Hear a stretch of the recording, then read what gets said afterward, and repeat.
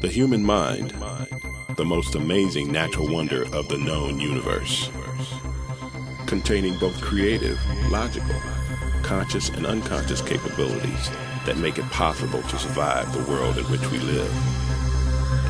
From the mind of each and every one of us springs forth ideas which plant themselves in the minds of others, which spawn even more ideas, creating an environment that feeds us and allows the race we call human to grow physically, spiritually, and emotionally. The ability to capture these fleeting thoughts we call ideas and convert them into physical realities has been compared to putting lightning in a bottle. The need to generate that spark brings people together with the hope of conquering old problems with new ideas through the exponential power of group thinking. Group thinking, which has been described by many as a brainstorm. Welcome to Brainstorm, the live internet TV show where we discuss old problems, look at new ideas to create amazing solutions. With your host, recording and live engineer Al Burroughs. His guest, radio personality and production expert Mitch Faulkner. World-renowned speaker Jerry Walker, and recording artist and saxophonist for Stevie Wonder, Ryan Kilgore.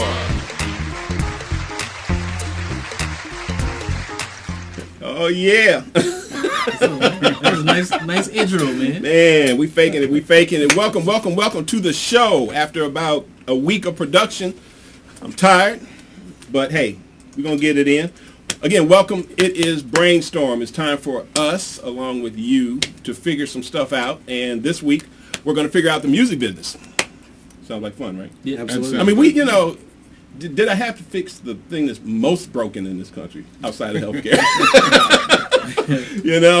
But before we get started, I want to introduce the guest for the show. The gentleman right here to my immediate left. What do you say? I don't know. all I want is a microphone. You know what I'm saying? Exactly. Microphone. His name is Jerry Walker. We've been knowing each other for some years now.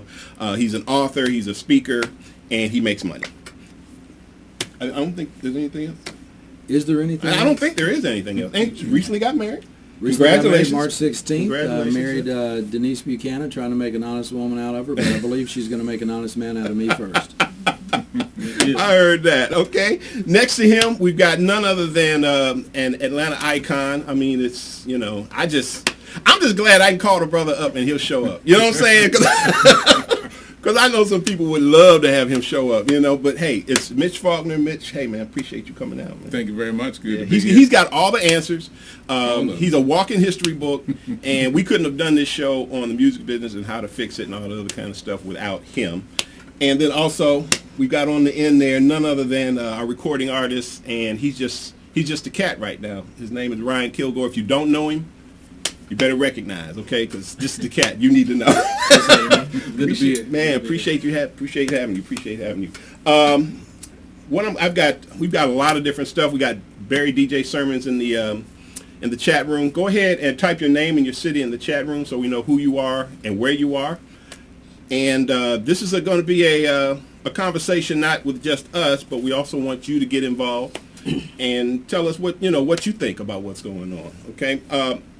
My whole thing was, like I said, I tried to put together something where we could sit down and we could talk about the music business. You've been in the music business a while. You've been in the music business, obviously. I know I have. And then I wanted to bring you in as an author because, it's copyrighted material. It's intellectual property. And right now, everybody is just everywhere. Yeah, everybody's everywhere. Okay.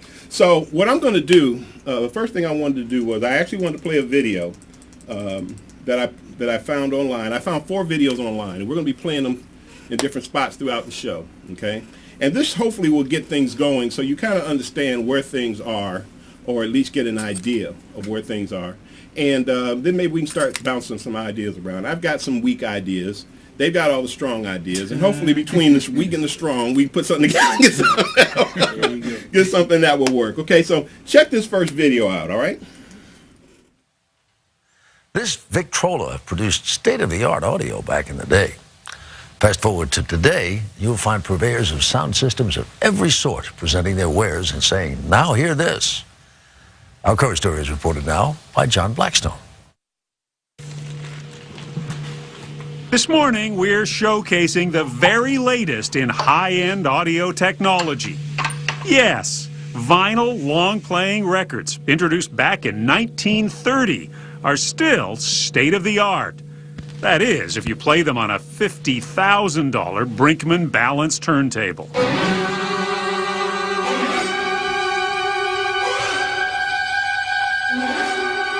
Why do I want to go back to the old turntable with a needle and tubes and big speakers? For that, you'll just have to sit down and listen. At Music Lovers Audio in Berkeley, California, Welcome to our reference room. Will Klein took us for a spin through the highest in high-fidelity components. This is 4 different CD players. No, this is one CD player. The experience reminds you of those old Maxell tape ads, sound that blows you away. Be prepared to have your budget blown away, too. What does a system like this cost? Over 100,000. Okay. I don't know how to follow that. Throw in a suitable amplifier and speakers, and you're easily in the hole for $250,000 or more. But take heart. You don't have to break the bank to tap into some cutting-edge sounds. From high-end listening rooms to the music player we carry around in our pocket, technology is now delivering more music to more places than ever. We're very close to a future where just about every recorded song that we know of is just a couple clicks away on your phone. Doesn't matter how big a record collection you might have at home, what's in your pocket is going to be bigger. It should be bigger. All that data still will exist in big cloud servers. Your phone is going to be your window into basically all of music.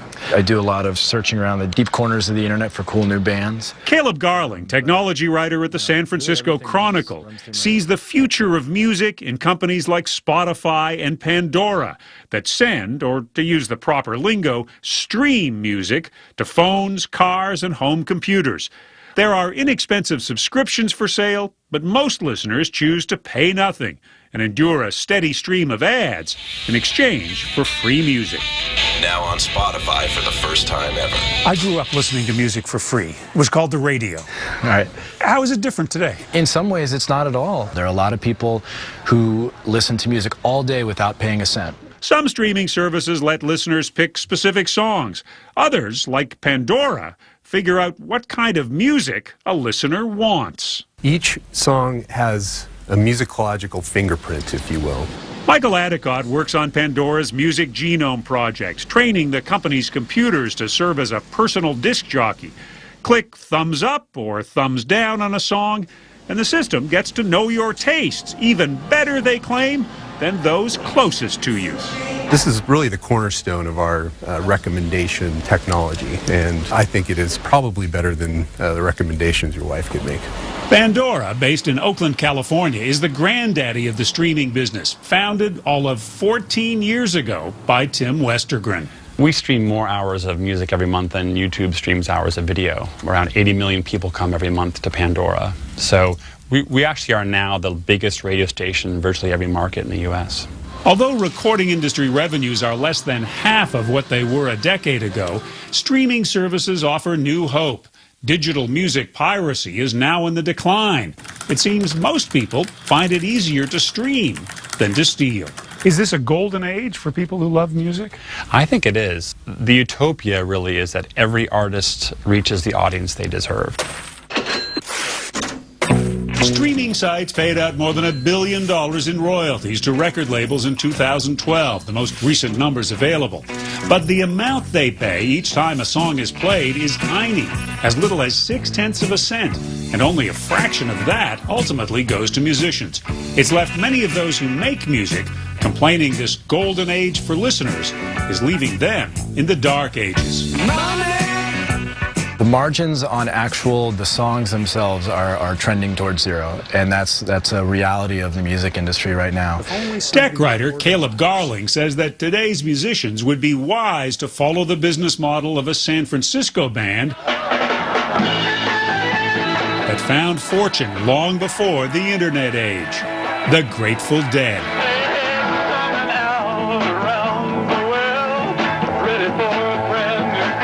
The Dead encouraged their tie-dyed fans to record concerts and trade tapes. Others in the music business considered that stealing. A lot of people like to joke that maybe the Grateful Dead was the first social media band because they allowed people to record their shows, and that was viral marketing for their shows and for their merchandise. It helped create those loyal fans known as Deadheads who crowded into shows. Over 3 decades, the Grateful Dead had only one top 10 hit. But at their peak, they took in $50 million or more a year from performing live. You've always been experimenting in a way. Curiosity killed the cat, but satisfaction brought it back. That's what we're up to here. We're finding stuff out. Grateful Dead guitarist Bob Weir may be showing more than a touch of gray these days, but he hasn't lost his enthusiasm for playing and promoting music.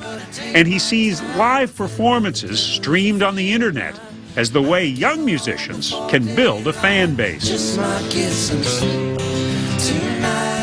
The phoenix will have to rise from the ashes because the music industry, as we have known it, is destroyed. You know, one of my big concerns is that artists have to be able to make a living. Something new will have to arrive, and we're here to help that be born.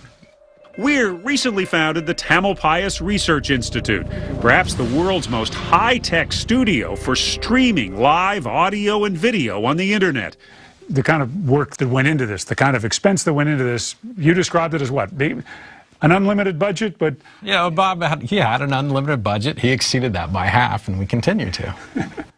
Chris McCutcheon is CEO of TRI. He and Weir hope the same technology that has hurt record sales will help sell audiences on live performances.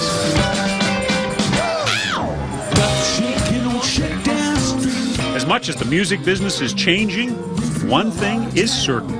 People are going to need music, so that need is not going to go away. I would love to see the best and the brightest starting to come back to the arts. And one of the ways of doing that is to make it both aesthetically and financially rewarding. For listeners, of course, music is its own reward, no matter how it reaches your ears.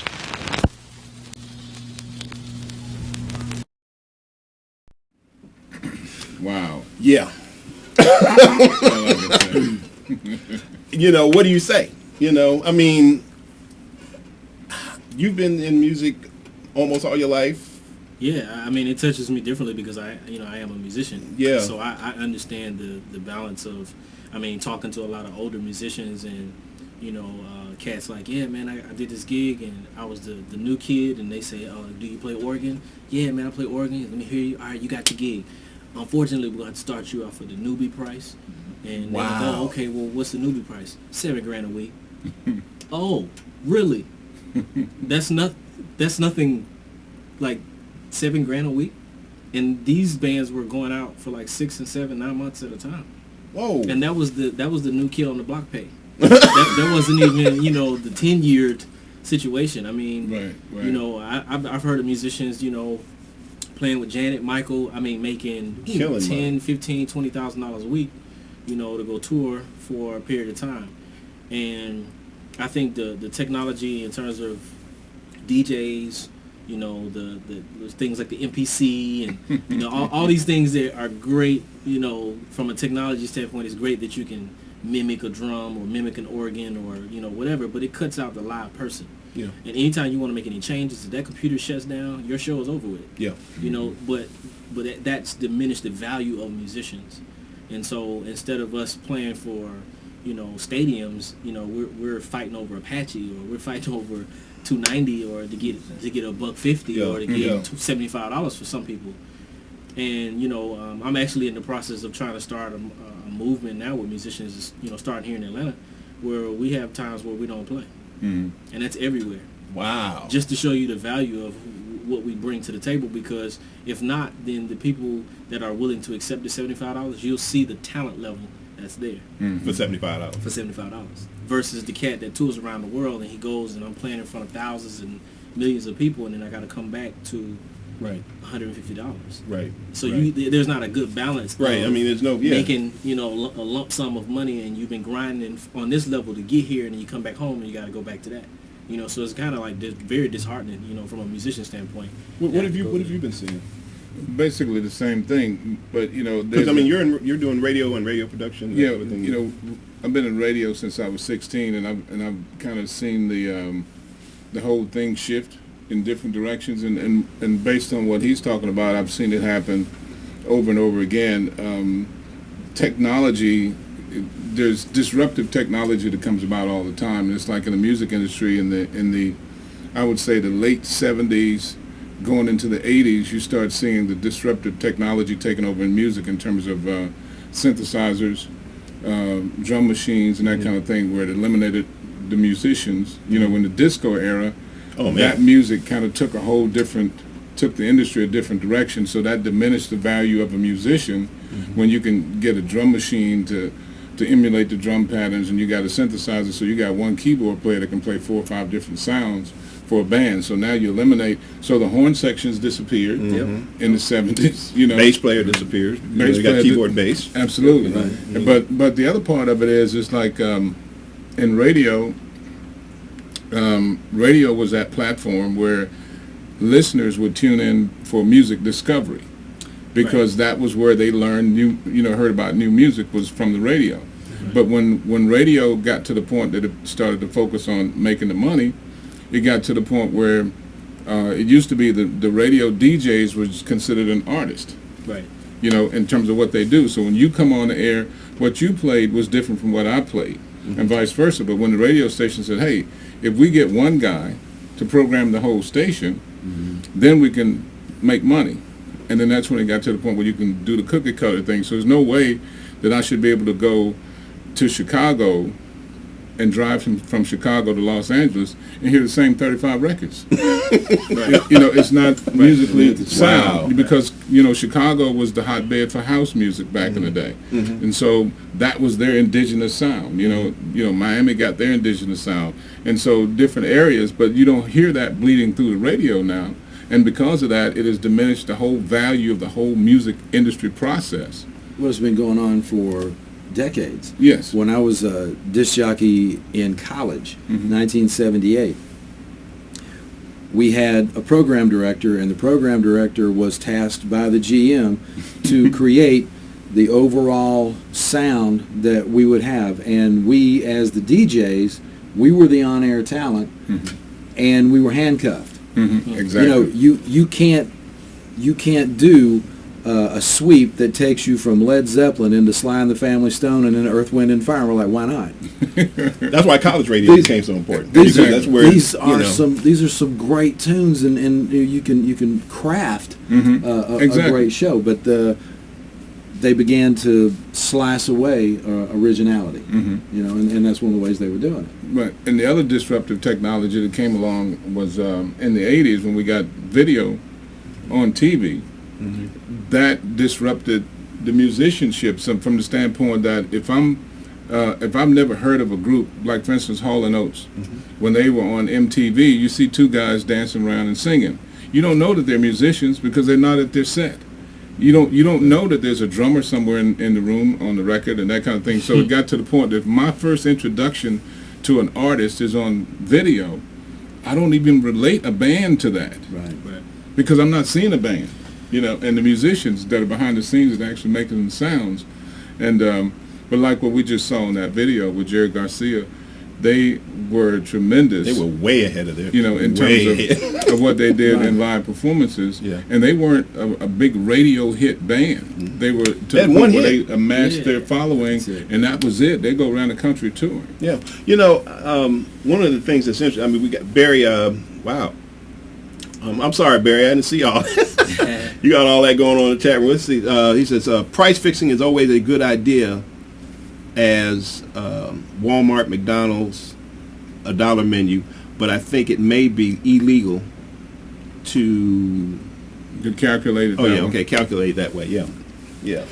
I mean, that's the thing. I mean, And the interesting thing about disruptive technology, we go from, I remember 78 when I was growing up as a kid, okay, and then, you know, you got LPs and 45s. You went to what was after that? Cassettes? 8 tracks. Right, 8 tracks. Then you went to cassettes? Right. Okay, then after that, and you had all the little things in between, you know, and, you know, DATs and all that didn't make it.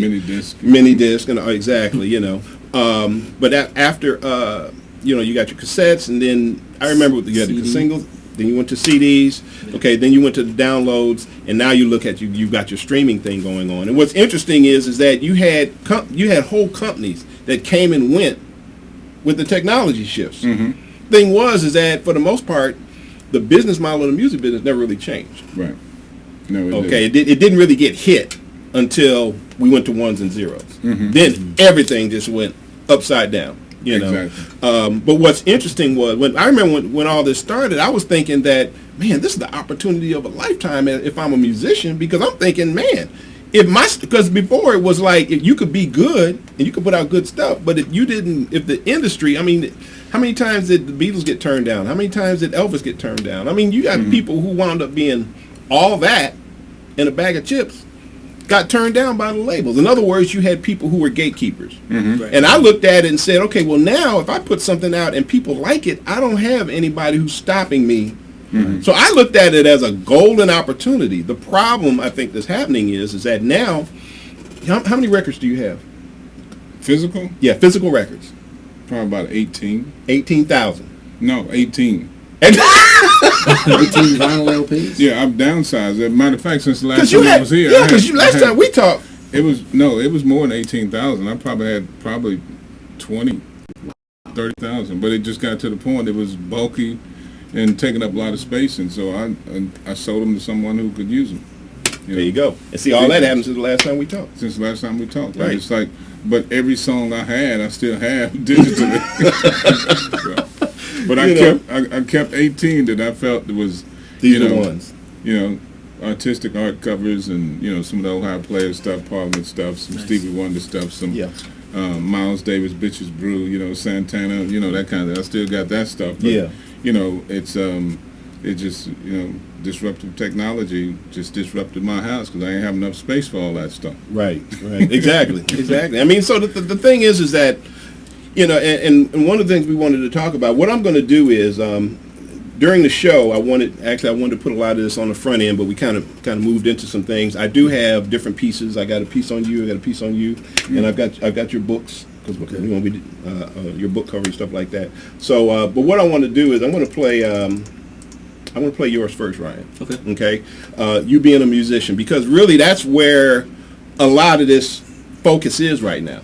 How do you eat? Because y'all got to create this stuff. You know, how do you eat? Because one thing that I'm doing with my record, I'm working on my record that'll be out this fall. And by the way, the music that you heard in the intro was Ryan's. So it's all, you know, musically it's all Ryan tonight. So well, I appreciate that. But one of the things that you know, a lot of musicians have been burnt. You know, I played on major artist record and never got credit.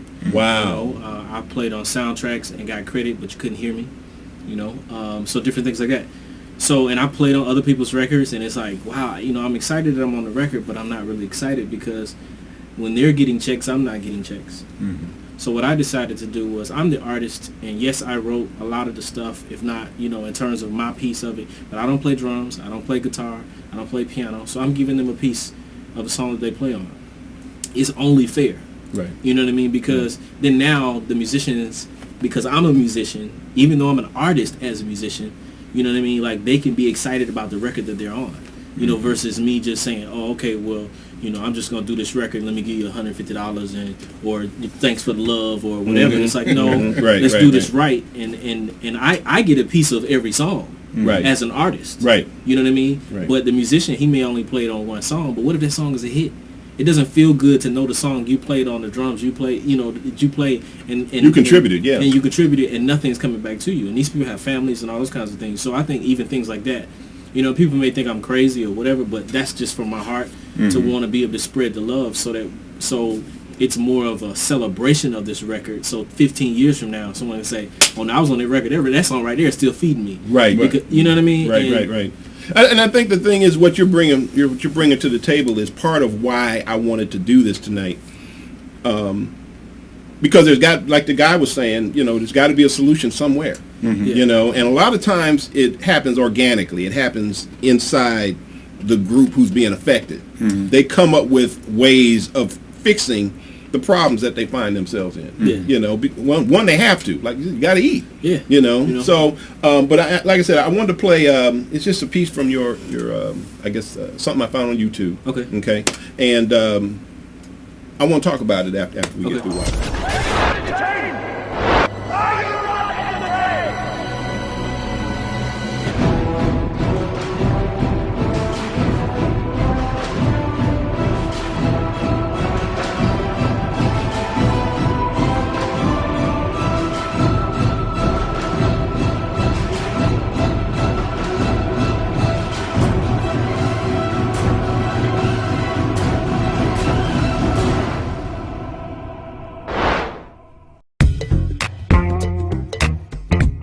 Coming from such a musically inclined family, music was such a big part of my life. I started playing around age 10, and that made me the 4th generation sax player in my family. And through their influence, I was introduced to great sax players like the late Grover Washington Jr., Najee, Kim Waters, Kirk Whalum. So to have this as a career has been nothing short of a blessing.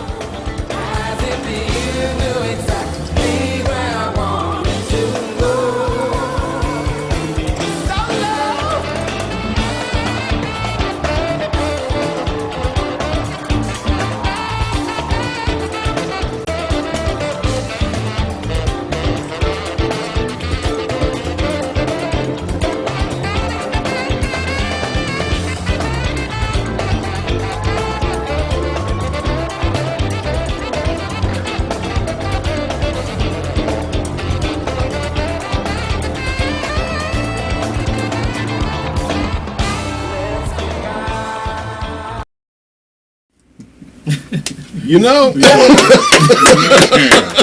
awesome. Man. Did y'all see that? Well, y'all paying attention.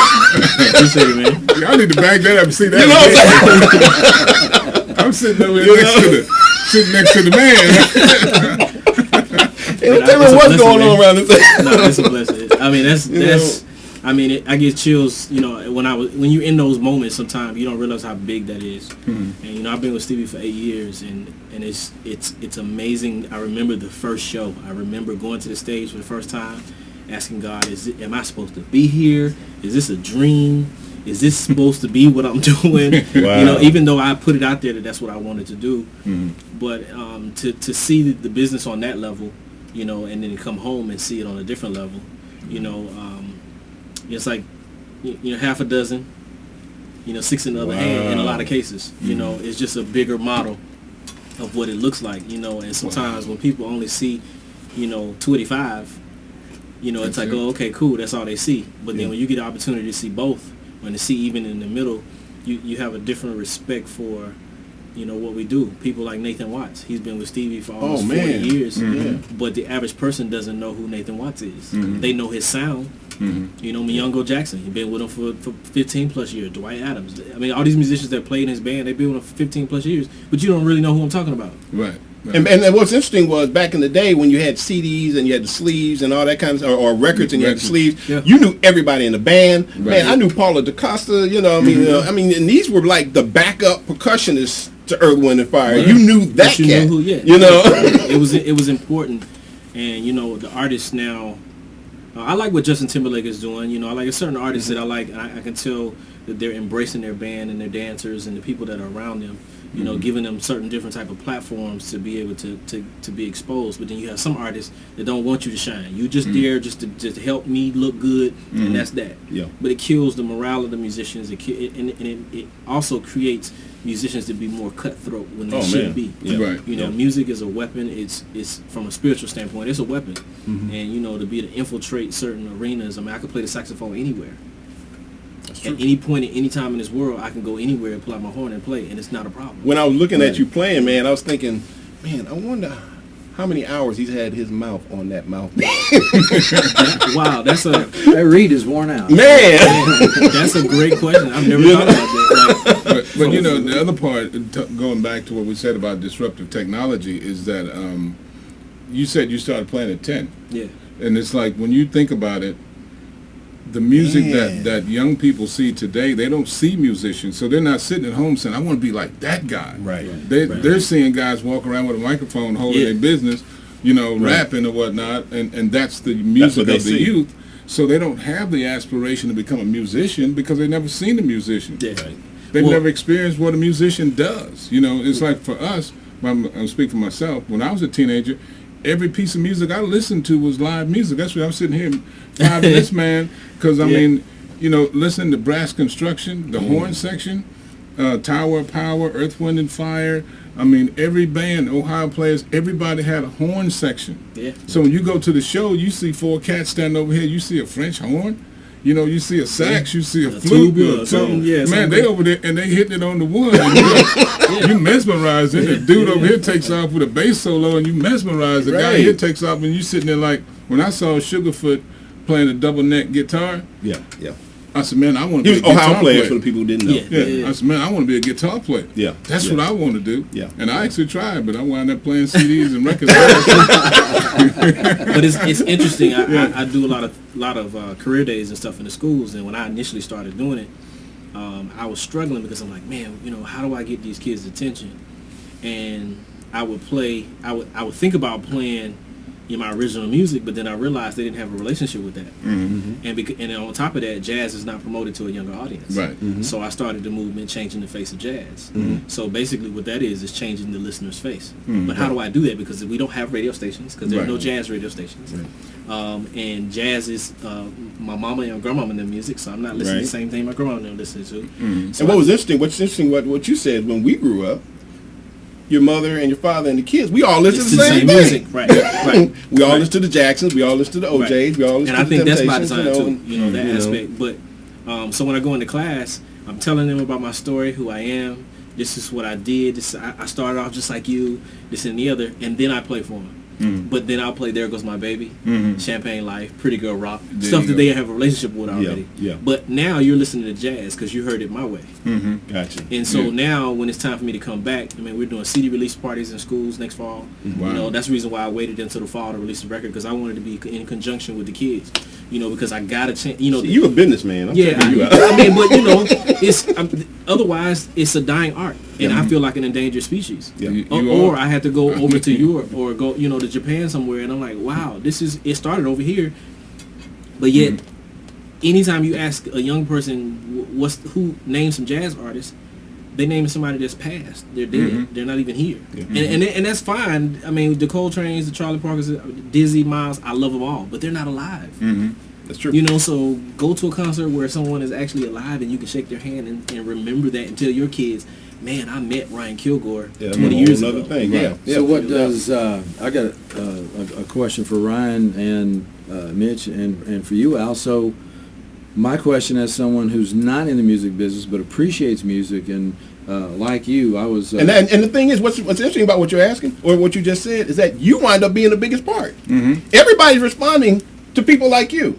You're not in the business, but you have an appreciation for music, and it's what you're doing that's actually changing our lives. So you know, that's what's so interesting. What does a record deal, you know, that old term of art, what does a record deal look like in 2014, Ryan? A lot of them are 360. A lot of them are 360 deals. As an independent artist, I mean, again, that's what I'm saying. You know, in terms of knowing the game, you know, knowing what type of situation you get into. But they want to rape you for everything. You do all the work, and we get a percentage of everything. And I mean, I've had management deals or people present deals to me where they wanted 10% of merchandise. They want percentage of mechanical royalties. Everything. They want percentage of performance royalties. And I'm like, wow, you didn't write a song, you didn't write a lyric, you didn't play an instrument, you didn't do the photo shoot. I'm financially responsible for everything, but yet you get a percentage. Yeah. Right. But if you're hungry in the sense that you want anything, and you don't have a vision for your music, see, a lot of people get caught up in, I got talent, I got the look, and I'll do anything just to be famous.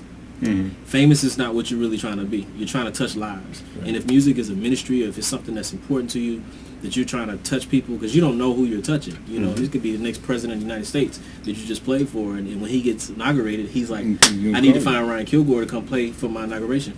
You know, that was 20 years ago, 30 years ago when you did that. But now it's better to be an independent artist because of that's the good side about the digital aspect of what I was talking about earlier. When I was looking, I was like, man, this is going to be great. You know, I mean, I got to control my own destiny now. Right. You know? So I've embraced more so the grassroots of like the 70s and 80s of how they putting the music out with this next record.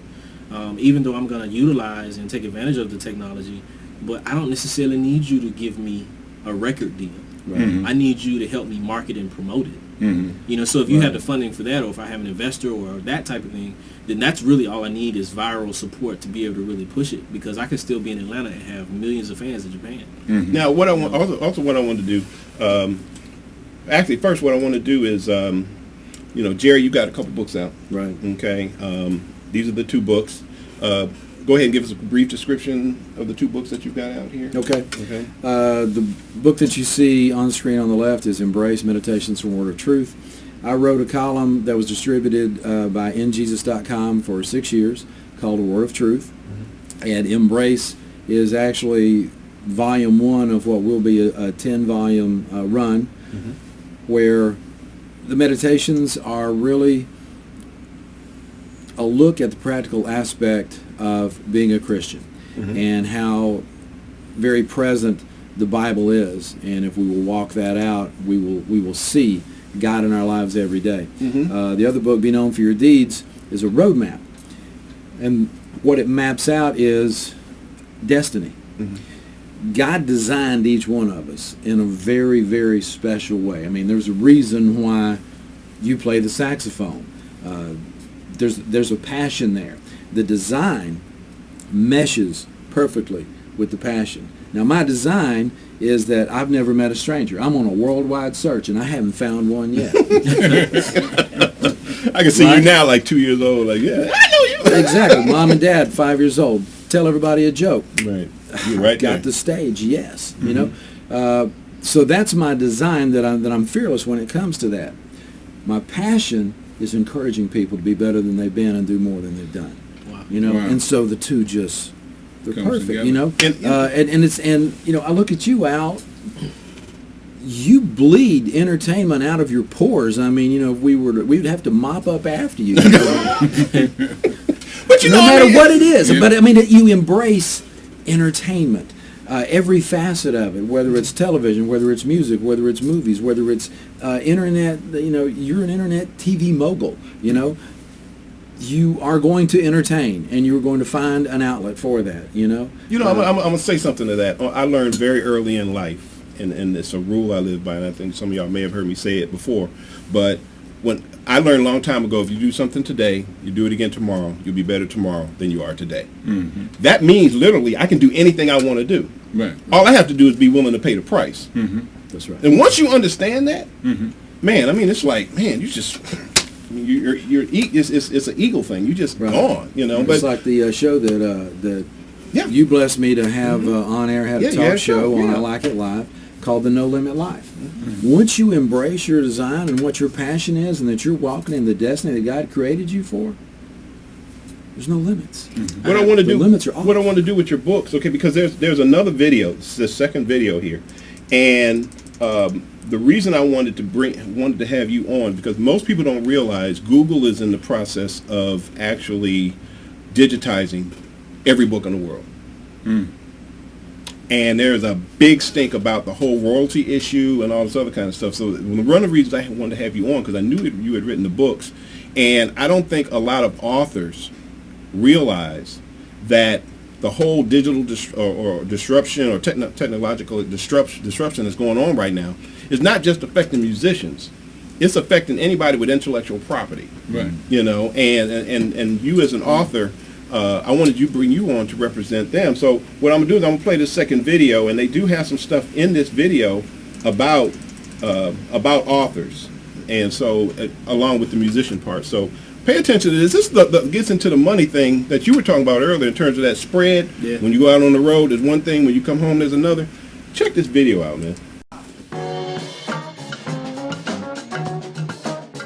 The band Wolfpick is rehearsing for what they hope is their upcoming tour. We're on Wolf Records, which is a logo I created, and that's about the extent of it. So we get all the money from Spotify and our record sales. Streaming services like Spotify and Beats Music introduce consumers to new artists. It also allows bands to raise money.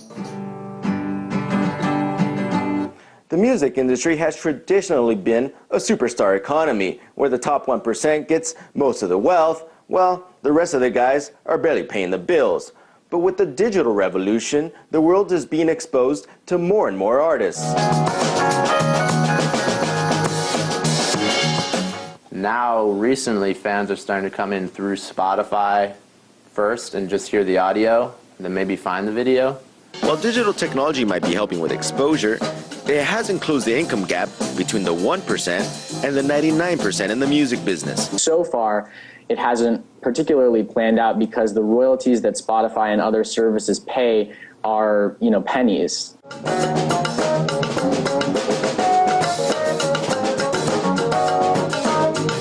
According to a report by Media Consulting, the top 1% in the media industry is raking in 77% of all recorded music income. Part of the problem might be too many choices.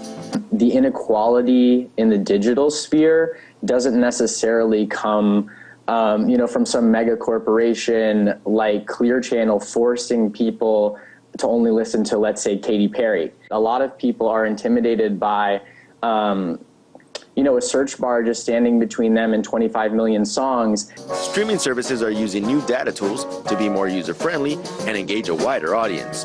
They're providing a Twitter-like service, for a very low cost. So I wonder if in a few years that'll be clearer that they're doing a good thing.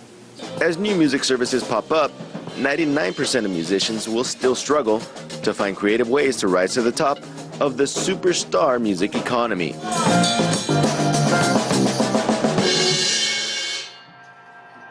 Cool. In Los Angeles, Ramon Galindo, RT. Wow. Right. 1% makes 77% of the money. Yeah. I mean, it's little things like, well, the one thing I try to encourage musicians, or just people, period, is learning the business. Yeah. And learning those things. But there's a thing called a black hole. And it's all the royalties that don't get claimed. And then they slice it up at a certain point, and they just disperse it back to the same. Like the digital royalties that are going to musicians now that musicians don't know anything about. Right. They don't know anything about it, and they're saying, "Oh, well, we're promoting it. No, you're not, because all that money goes in, and you just sits there." Yeah. Well, the other thing is too is that we don't, a lot of us don't know about ISRC codes. Exactly. Putting a fingerprint on your song so that you can keep up with it. It's 10,000 beautiful ones. The name, the beautiful one. Yeah. How do I know it's yours? What's interesting about that, what I feel is interesting about all of that, is that there was a time where record companies basically, they were taxed. They were going to do everything, but they were taxing you for it. But they were doing everything. Yeah. They were handling your graphics. They were handling your marketing, your promotion, your branding, your choreography in the case of Motown and dress and all that. They handled everything. Now, yeah, they got the lion's share of the money, but they were handling everything. Now, since the record companies have basically been the part that they were handling is not really making any money, they're gone. They took whatever money. In the case of, I have Richard Branson with Virgin, he took the money and ran. He got out before all this happened. But the interesting thing about it is that now artists who spent how many years playing sax? Well over 20. Well over 20 years playing sax. Now you got to turn around and learn something about marketing, promoting, this, that, and the thing is, you got to learn on a level where you have to actually get out and do it now. Right. And I heard that there are actually some of those major labels are now saying, well, what we'll do is we'll offer these services to you. We're going to change our business model. This is what we're talking about here in terms of the whole metamorphosis and how do we change, what are we going to do about the music business to change it, and can it be fixed? That's one of the things that's happening. We're seeing record companies saying, okay, we got our regular record company, but now we got an a la carte record company over here. Right. You want to hire, our promotions company. You can hire them. You want to hire, you can do it. That's publishing. They're doing the same thing. I self-publish as recently as 5-10 years ago. Probably very difficult to get into, and I self-published my first 2 books. Most likely, I will self-publish the novel that I'm writing now. But what it does, to your point about a la carte, I write it, I edit it, I do the artwork for the jackets. Everything is done by me. I can farm out as much as I want or as little as I want. I can retain as much control as I like, make as many royalties as I want, but I've got to do my own marketing. My books are on Amazon automatically. My books are, and because of the distribution channels I selected and paid for, it's on BarnesandNoble.com. But until I reach a certain sales threshold, those books will not appear in print in a brick and mortar store. They will be print on demand. And that's where I was thinking that music might go, is where you can get as many guys as you want in the studio at a time, do as much as you want, and then a la carte with a music publisher, then you get your stuff out, CD on demand, and as many want to buy it can buy it. So we're kind of leading into the idea stage of this, and this is really where I wanted to go, because that's one particular idea.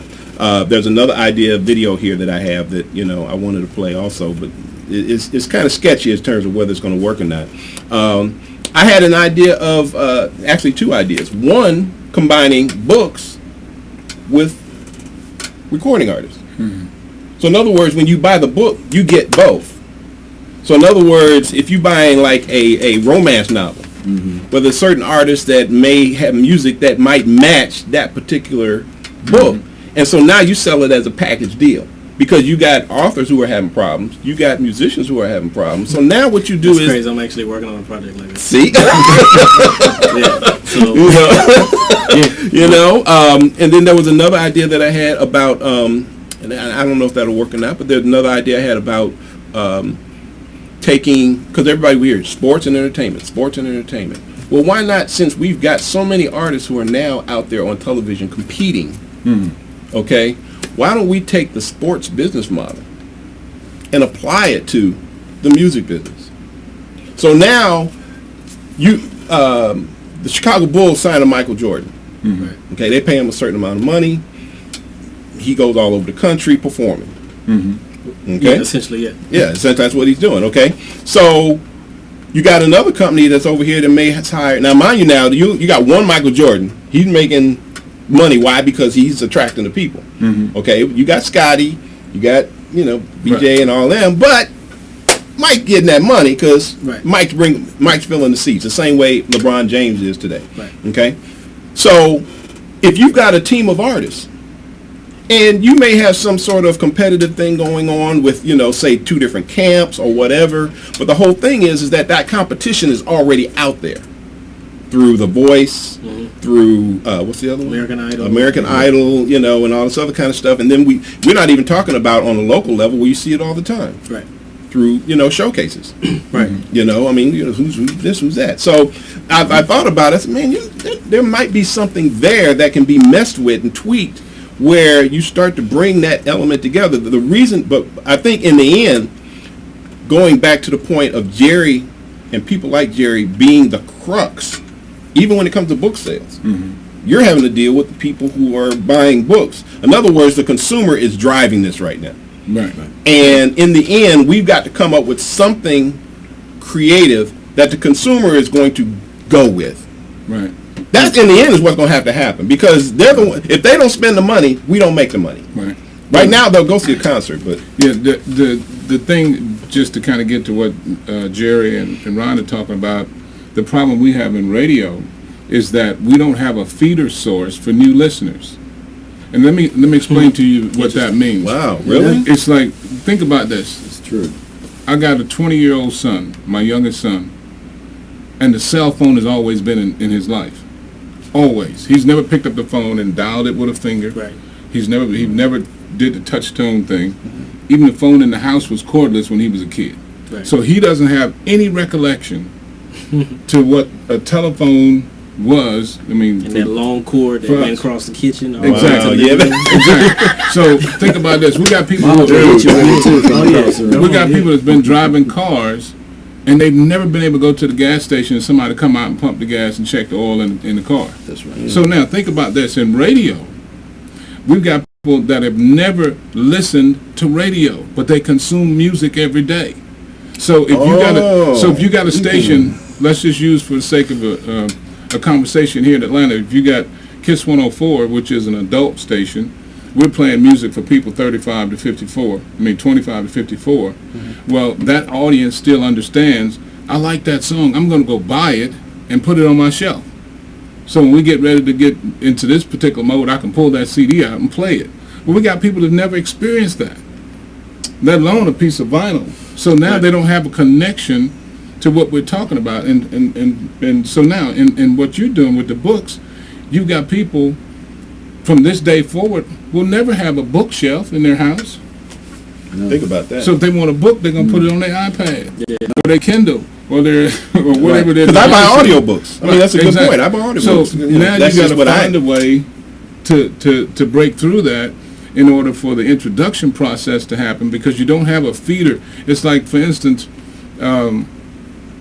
back in the 70s when I first entered the radio scene, we had a thing where we'd say we'd program from the cradle to the grave. Mm-hmm. At some point during the week on that radio station, you have a show for the kids, playing the stuff the kids like. You're going to have a show for mama now. You're going to have a show on Sunday playing the gospel. Sunday evening you're playing the jazz. Saturday morning you're playing the blues. Well, that doesn't happen anymore. So now it's a total disconnect. So now if radio is focusing on a station like V103 is focusing on 18 to 36, but the lower end of that demo, 18 to 25, don't connect with radio. Because they've got Pandora, they've got Spotify, they got YouTube. Exactly. I mean, you can sit there and go to YouTube all day on YouTube. Create your favorites. But now to go back to Mr. Kilgore here, in terms of exposing himself, he's got the right idea in terms of getting into the grassroots aspect of it, because you have to build a fan base and then have that become viral, just like what they did with Jerry Garcia and the Grateful Dead back in the day. Right, and the same thing with you with the books. Your appearances and that kind of thing, you're promoting your books. And hopefully with some smart AdWords, whatever you do on internet, words that would make your book pop up when somebody's searching for something. Wow. Right. And that's the dynamic of it. But radio probably has, from a profitable standpoint, maybe 3 to 5 years. Terrestrial radio? I agree. Yes. I agree. Wow, really? From a profit standpoint, absolutely. Yeah, because I mean, when you think I didn't know it was that close. I was pushing, from that streaming and everybody streaming and those type of things, and then I look at, like if we're riding in the car, my brother has on headphones while the radio's on. Exactly. You know what I mean? So there is a disconnect from the radio. And I had to say, hey man, what are you listening to? Right. You know what I mean? Okay. So there's a total disconnect, and so it's like, well, why they already choosing their own music there, whether it's old school, whether it's hip hop, rap, whatever. And on top of that, even from a different angle, the music is hypnotic. So they get hypnotized to listen to certain artists and certain things, those kinds of things. So people don't understand the spiritual aspect of frequencies and what's going on, and how the devil is a musician. You know what I mean? So this is his playground anyway. Right. So when he's able, but the devil can't create anything. No. He's a copycat. Yeah, no, absolutely. We were created to be creators, and so when you tap out, or when you cut out the creator, you know what I mean, and that's going back to the whole digital and using the electronics and the synthesizers and things we were talking about. Let me ask you a question. I mean, and this again, trying to find, because the interesting thing about trying to find a solution or some solutions to what's going on is that, first of all, we got to just catch up. That's why I keep playing the videos, because I mean, we just got to catch up with what's going on, before we can even address trying to get ahead. Right. Now one of the things I wanted to ask you as a musician, I knew when I was growing up, I would go sit in the window. There was a band that played in the basement next door, and I would go sit in the window, and they weren't practicing for a gig; they were just jamming. I grew up, you just played. Yeah. I have a guy now. We just play. Yeah. And I hear music on Facebook. Guys are complaining. I went to see some musicians play, and I stopped doing local stuff about back in 2002. Okay, when I got with SOS, and I just stopped the whole local thing altogether because all the bands were playing all the same stuff. Now I went to see some musicians. I'm talking about the upper echelon cats play, right?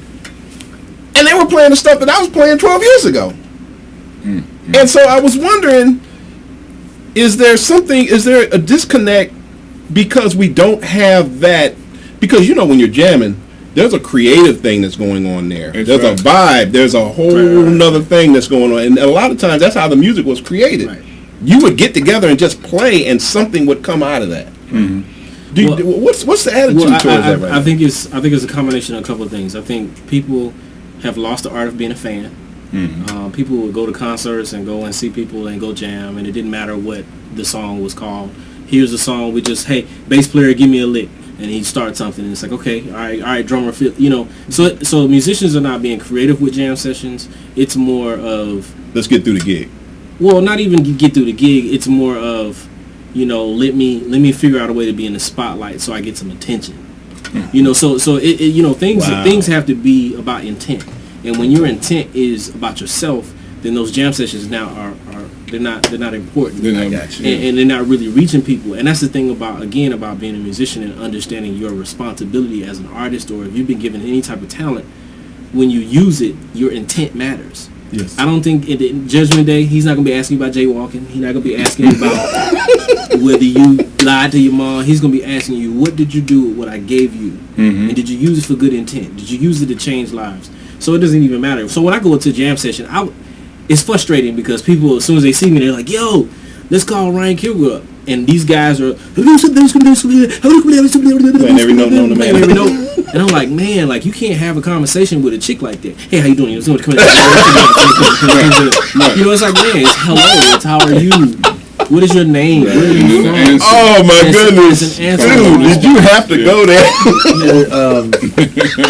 In a way, when you mentioned that, the way that I relate to what you just said was a buddy of mine who could mimic any guitarist. He had the gift. He could hear it. He could play it. And his favorite guitarists were speed metal guys. So he's trying to ramp up 120, 150 notes a minute. I mean, just fingers are flying. And I asked him, I said, but why don't you play Santana? And he says he's too slow. And I said, but Santana is talking to you. That's right. It's a conversation. B.B. King is talking to you. Phrasing is almost a lost art amongst a lot of people who play. I mean, it's all about a lot of notes and what you can physically. It's almost like gymnastics versus an art. You know what I'm saying? Right. I want to play. I pulled something off a website you were on. Tell them what that is. That's okay. Because the thing is that when you say, okay, terrestrial radio, 3 to 5 years, okay, so what I'm going to do is I'm going to play something of Mitch's so that you understand what it is that Mitch does, okay? They'll be able to see us, but they won't be able to hear us, okay? But I want you to, I basically want people to take a listen to, again, what he does, because it's now, based on what you're saying and listening to what y'all saying, I'm like, man, dude, you're the only entertainment on radio right now. Listen to what he does. Check this out.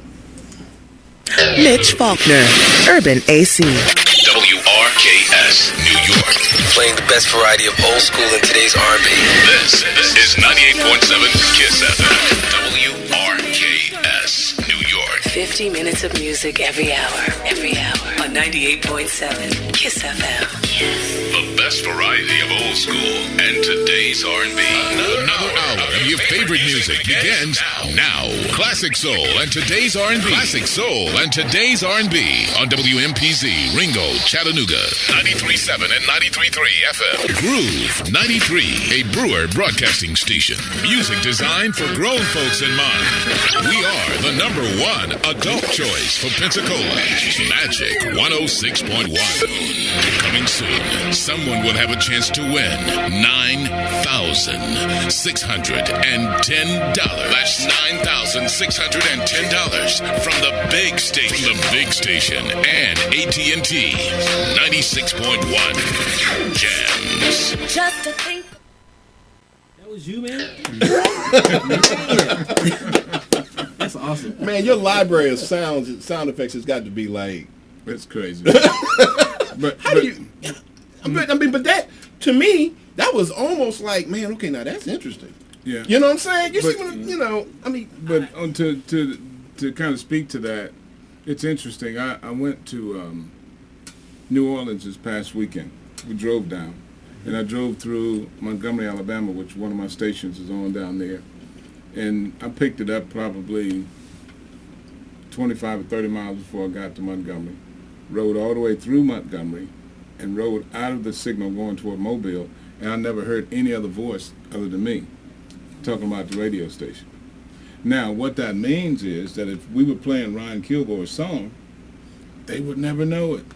Because the song comes on, it plays, and here I am, 104.3, you know, the best music. And they go to another song, and somebody said, man, what was that song he was just playing, DJ's man? not doing backtracks. But the radio station, because of the fact that the industry is dying, and I let everybody know that.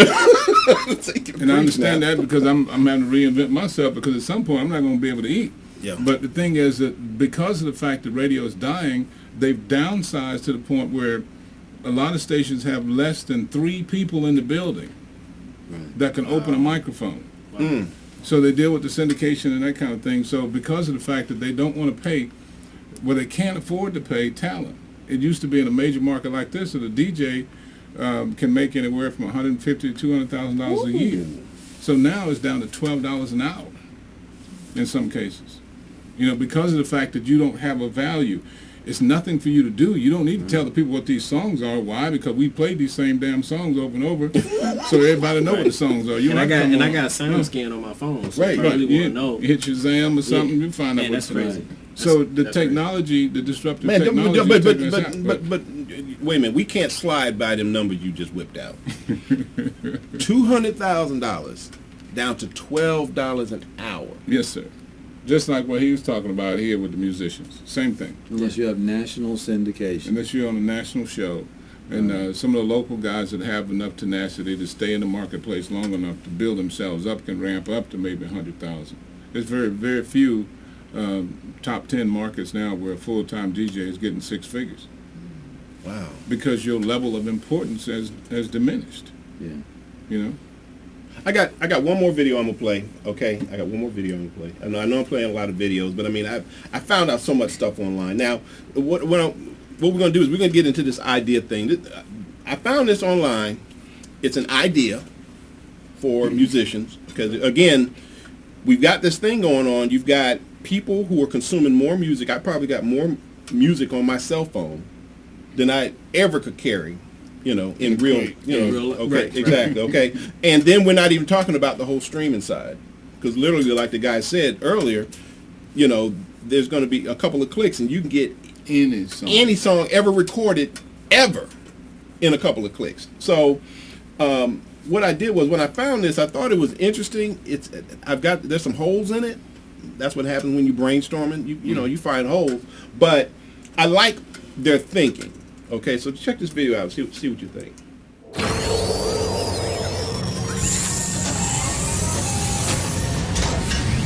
The music industry is sick. More music is consumed now than at any other point in history. The CDs bring in less than half the revenue they did a decade ago. Major label representatives are fighting a losing battle against music sharing, considering piracy to be the biggest threat to the future of creative industries. They attempt to halt the viral spread of music through restrictive licensing.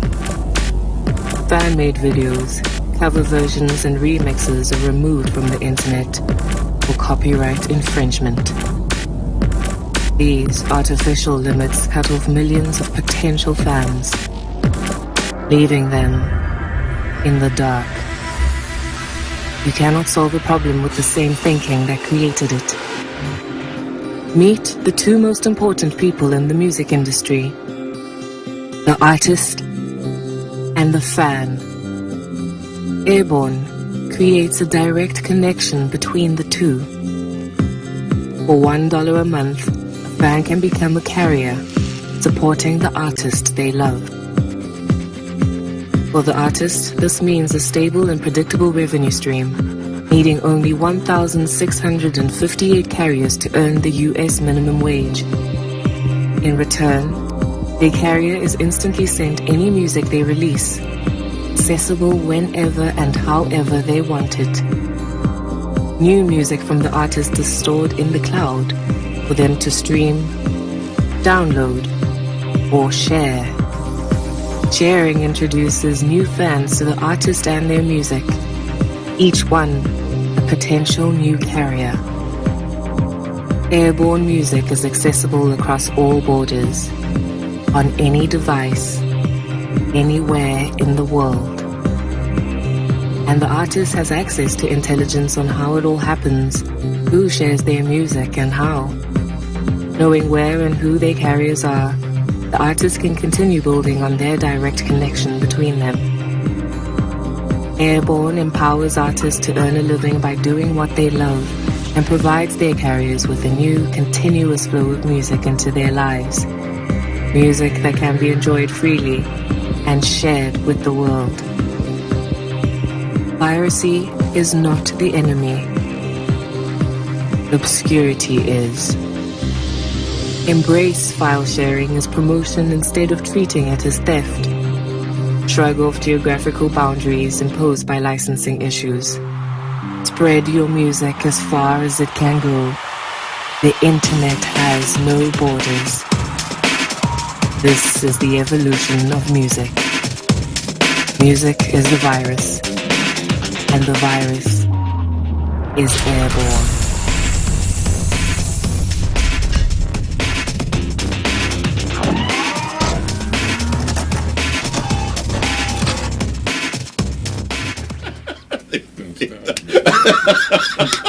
Leave it to Jerry. You see where I'm going with this? Yeah. You know what I'm saying? Okay, that's a very well done piece of marketing. I mean, it's you know, it's got and that's the key, the marketing piece, because you can come up with an innovative idea, but if you can't, you know, voice or market or put it out there in a way where people get it, it will die on the vine. Now, I like, obviously, the $1 a month. I mean, if you got a fan base that's willing to pay you $1 a month, you know, and you know, you got what, 7 billion people on the planet, and like they said, you don't have to have a whole lot of people in order for you just to make minimum wage. Right. But the thing is that it's residual money that's coming in every month. The question Ryan and I had during the video was, how much does Airborne keep, and how much does the artist get? Right. That's one thing. That's and the key. where's the money? And where's the money kept, and how is it distributed? But I'll tell you the other thing that Internet got with me. no borders is going to have some limits there when currency starts flowing. Right. But the other thing was that I thought about was, okay, let's just say that I go to Airborne, okay, and you're on Airborne, and you're out performing, and you're saying, hey, you can hook up with me for $1. One of the things that's got to happen is that you got to have a steady flow of music, because these people are not going to keep paying money, and you're not delivering. Yeah. So it's one of those situations where before I even started, I had to have a catalog of new music ready to and figure out a way to slow feed them the music. You know what's interesting to me? Rather than doing albums, doing individual songs. It sounds like to me, I could be wrong, but it sounds like to me that as an author, as a musician, and you say you're reinventing yourself, I'm reinventing myself some kind of way trying, but especially with you know, the two people who are creating this intellectual property, one of the things that I'm seeing is that I could be wrong, but I swear it sounds to me like people really got to do more work. Yes. Artists are going to have to start to work, because if you think of the way Stevie Wonder and that whole Motown crew had to work, they worked every day. On their craft, and they wasn't playing. I mean, they were working because that's what they had to do in order to do their thing. And then even some artists that go in and get signed, a lot of times your rock acts and stuff like that, they're like on the road, they're gigging, they're in the they're in a Volkswagen, and they got a whole PA system behind them, you know, and they're going from city to city. You think about Dave Matthews. Dave Matthews, you know, he's a great example. Still gigging, you know, but he created such a following before, you know, you got a guy, who's that guy that was at the Grammys who they didn't even know who he was. Oh, they won the Grammy. He won the Grammy. Grammy people didn't know who he was. Yeah, he got nominated. So my point is that it sounds like to me that the work that used to be done back in the day to make it in the music business is now coming full circle.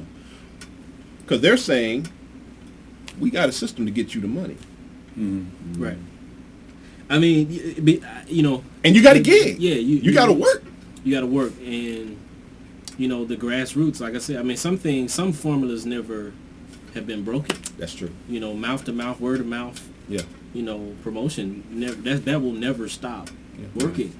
You know what I mean? Yeah. So if someone else, if I'm listening to a song and, you know, I got my headphones on and what you listening to, man? I mean, what you then you got the ugly face, right? Check this out. You know what I mean? Then you're gonna automatically be like, just from seeing me be into it, it's gonna make you feel that pulse. And a lot of artists are not willing to create that pulse. They want someone else to do it for them. Mm-hmm. And I've embraced that aspect of it. And because I'm watching it work, like I said, when I go into the schools, and even some other ideas that I've had, you know, with this record, you know, to say, well, how do I get? Because again, you know, from a jazz musician standpoint, you know, I'm an endangered species. Yeah. So how do I create something when I don't have a major budget? Yeah, I play with an icon, but Ryan Kilgore, the artist, doesn't have, you know, millions of dollars behind him to say, oh, let me put $100,000 into marketing and promoting just on ads alone across the country, or MARTA bus, or this place or that place. I don't have that. Right. You know, and if I sat around and waited on that to happen, then, you know, 10, 15, 20 years would go by. So how do guys get, you know, you have to learn about intellectual property is the first thing, you know, and understanding how that works. And as well as not be afraid to put your music out. You know, a lot of musicians or producers think it's cool because I got 1,000 songs. But if no one's ever heard the song, then it doesn't even matter. You know what I mean? So in essence, that from that standpoint actually could work for people that have those catalogs. Right. You know. The other thing I was looking at with this was, you got a person who's paying $1 a month to Ryan Kilgore, and he's paying, you know, $1 a month to, you know, to Bobby, paying $1 a month, you know. So sooner or later, because these online streaming services are like what, maybe $9, $10 a month. Okay, so you're paying $1 here, $1 here. Sooner or later, it gets to be $20, $30, you know, to have a direct connect to these artists. And you're getting the same music that technically you can just go on the streaming service and type in Ryan Kilgore and just get whatever. If he's got something new, I get it, Right. you know. So I see what they were doing. It's almost like half of it is the business and the other half is charity.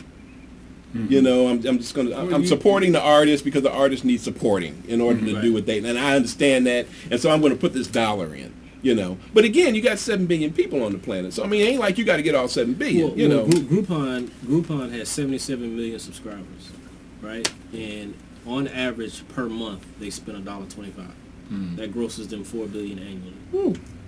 Right. Here's a novel idea. Give me $20 of your money, and as a consumer. No, just as a friend. Okay. And tell me to hold it for 10 minutes. And then when you want it back, you give me $2.50. I'll give you your $10 back. I like the fact that you got 20 and gave me back 10. Yeah, that went way over my head. Okay, now let me put it on the ground. Yeah, please, because when you go, I thought I was good at that. When you go to the ATM, okay, to get your money back, okay, they charge you $2.50 to get your money. Yeah, that's right. And then you're going to get charged double if you're not using the ATM that's indigenous to your bank. So you're going to pay almost $5 to get $20 of your money back. Yeah. But because of the fact that it is a common occurrence, we don't recognize the fact. Right. Because you think about how many times you use the ATM. Right. I mean, now how do you apply that to the music business? Okay. What you're saying with that in terms of that it may become financially overwhelming for the consumer if they're spending $1 on Ryan's music and $1 on this song and that song, they were like, man, I'm spending $20 a month. Well, to them, it's just the cost of music. Because we can't overthink what the consumer will spend and what they won't do. You know what's interesting about that $1? The thing is that I think that they're on the right track. I think the adjustment needs to be to the business model. I think the adjustment needs to be that you're not getting something that you can already get somewhere else. Like, you know, one of the things I wanted to do with live internet TV was bring artists on, and let's just say that you've got Jay-Z in New York, okay? And what we're going to do is we're going to bring Jay-Z on the show, and Jay-Z says, okay, well, I'm going to do my own internet TV show. and I can see the chat and all. But now, what I'm saying is that now, since you've got the interactive, you got Twitter, you've got this chat room that I have. Now you have an interactive piece. Okay. Now, if Lisa in L.A.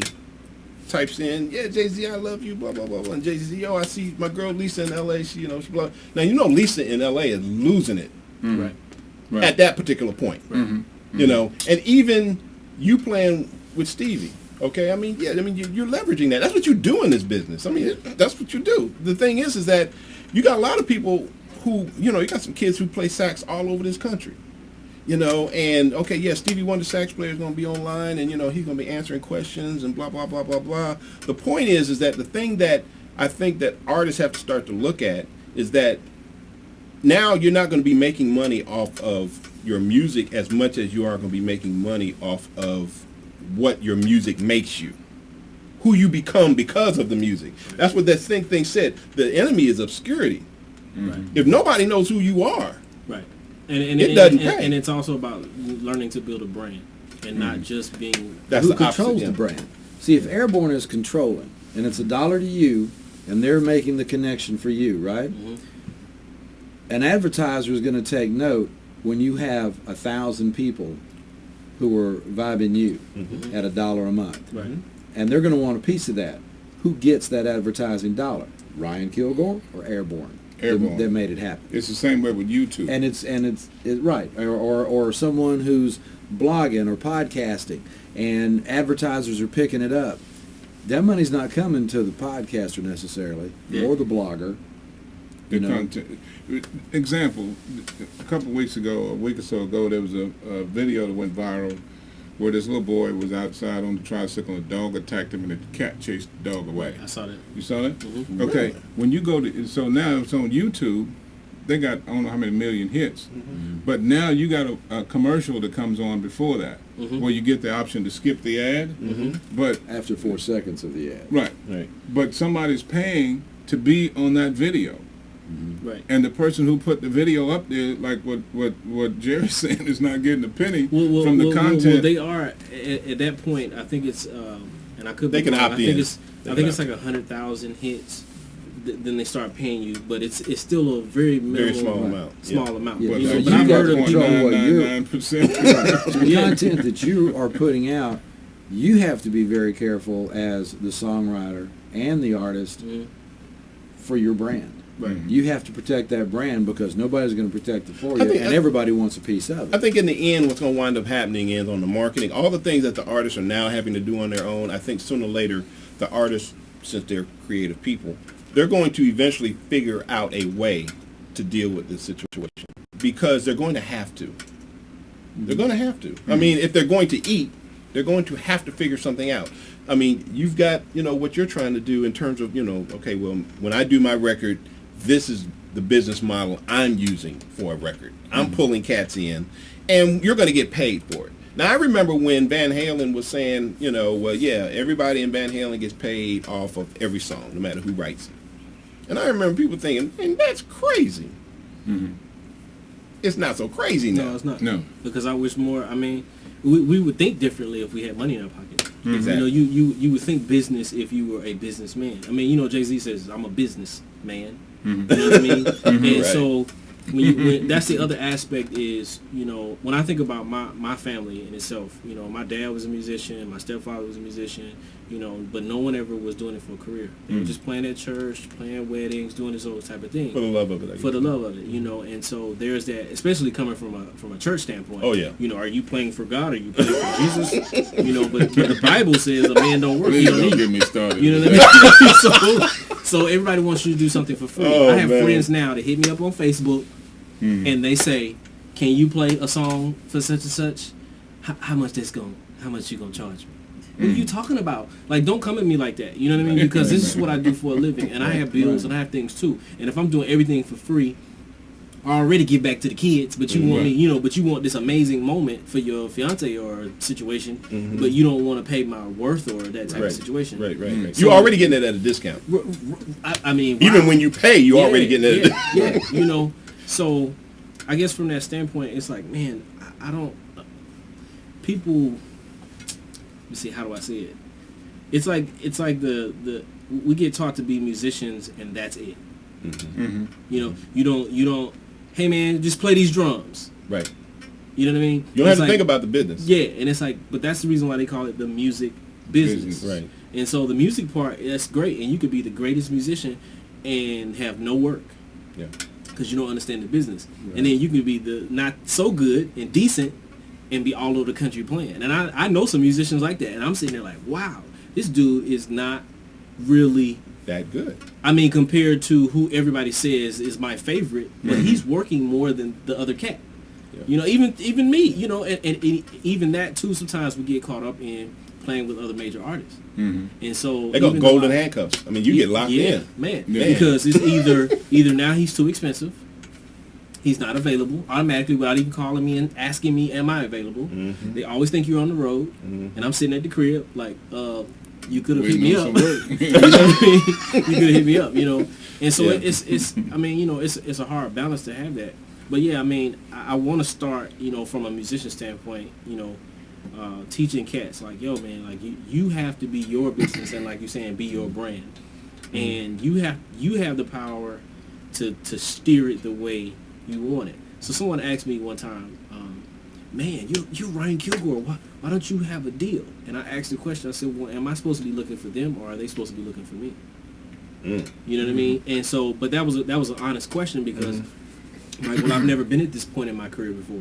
Right. You know what I mean? When I got with Stevie, it was just, yo, let's go on a tour. Yeah, oh my God, let's go see the world. Right. And you're not realizing all the contacts I missed because I wasn't, you know, because maybe I was paying attention to the chick sitting over there instead of the promoter sitting over there. You know, or reaching out before I come and say, hey, who's this guy? You know what? This new jazz you know what? On that point, I had to learn that. Yeah. Being out with SOS for 12 years, I had to learn that. And the thing is that I'm going to tell you what wound up being just as important as the contacts is the pictures. Because the pictures would tell the story. Yeah. That's right. I didn't have to write nothing down. All I had to do was just take the picture and post that joint. Because those pictures are where people, just like with you, okay, well, you had the video. Now imagine if you didn't have that video. Yeah. Well, when I first started with them, YouTube hadn't really struck out yet. Right, but that's my whole point. So the thing is that, you know, you don't have a video, and I'm saying, yeah, he's Ryan Kilgore, yeah, and I'd say all day, yeah, you were Stevie Wonder, but it doesn't have the same impact. Right. And so what I'm saying is that I had to learn about marketing myself in this business. As an engineer, I had to learn about marketing myself, you know, saying, okay, well, no, I'm actually out here. We're doing the work, you know. I'm taking pictures. See, now I feel like as an artist because I've learned and read books, and that's the other thing is reading and all those things. And so now, if I'm studying a publicist, you know, I'm gonna hang with a publicist. I'm gonna talk to that publicist, especially somebody on, you know, that's a publicist like for Stevie. I'm soaking up information. Like, well, what are you thinking? Join the But getting that information for free, you ain't coming off no coin for that. Well, see, here's the thing. Here's the thing is now I know how to delegate the job, and that's the reason why I'm trying to get information, not so that I can cut that person out because someone does that job, and as an artist, I don't need to be the publicist, but I do need to know what a publicist does and what their responsibility is, so I'm not just hiring and firing and wasting time. It's like, no, I understand what your ability is. I need you to make sure that all the newspapers know what I get in town. I need you to know, there need to be photographers, like you're saying, pictures, so it can be documented. You know, I need to be on the front page the next morning. Oh my God, Ryan Kilgore was here. So it can be like, oh, yo, he was here. You know, so the person that missed it say, oh man, he was here. You know, and it changes. I don't need to just go to the venue. I need to go see some people randomly pop up at a library, randomly pop up at a grocery store. You know, that extra work. That grassroots again, you know. Facebook, man, I'm telling you, people like your stuff all the time. Right. When Facebook first came out and I put something out, if 200 people liked it, 150 people showed up. Wow. Like, you know, you send out an invite and you say, and you look at the people that say they're coming. They used to come. Now people just say I'm going just to say I'm going. It's like a like. Yeah. Say, I'm going is like saying I like. Oh, not man, I'm going. Now I'm going, but yeah. You know, and the thing is that be careful. If I'm going means I'm going is one thing, but I'm going and I'm gonna have to spend money too.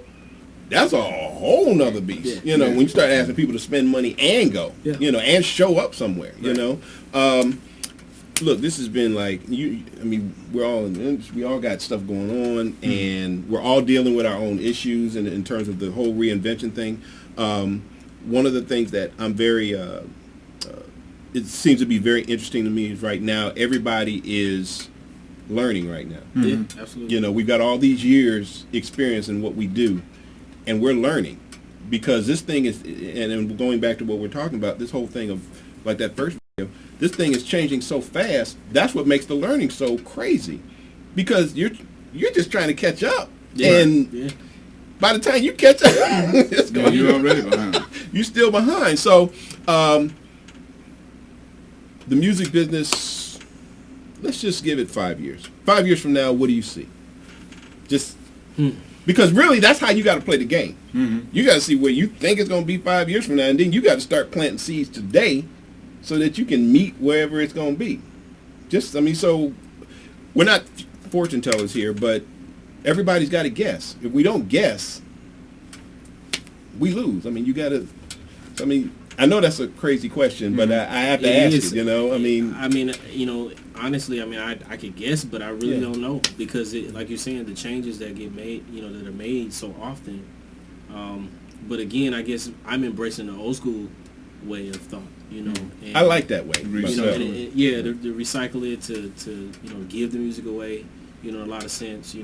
That Jerry Garcia kind of vibe to it. So like if the kids are downloading, then every time I go to a school with this new record, I need to have download cards. I need to have free samples or something to say, hey, to encourage them to continue to do the things they've been doing. So some of it we're not going to be able to change. What about the musicians who are not recording original material?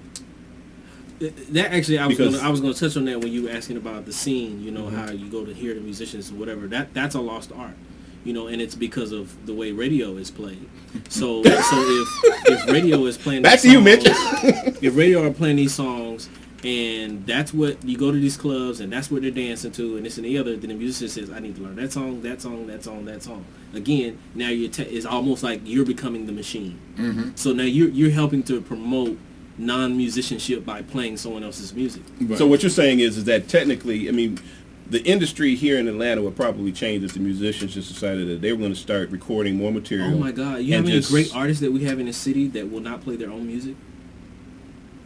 It's crazy. One of the things about your own music, and I tell, I run into artists all the time, recording artists all the time, and I'm gonna say that I'm gonna be done.